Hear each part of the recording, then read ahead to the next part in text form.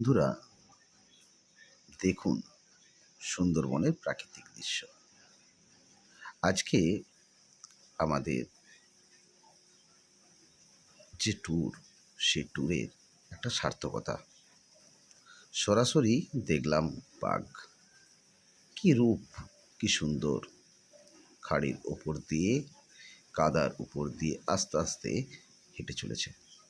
আর এর যে অপরূপ দৃশ্য, খালি চোখে না দেখলে অনুভব করা যাবে না। সুন্দরবনের একটি প্রচলিত কথা, ডাঙায় বাঘ আর জলে কুমির একসঙ্গেই, দুই দৃশ্য চোখে পড়ার মতো। বাঘও দেখলাম, কুমিরও দেখলাম। দেখতে দেখতে মন চুড়িয়ে গেল। সত্যিই প্রবাদ যেন আজকে সমাপ্তভাবে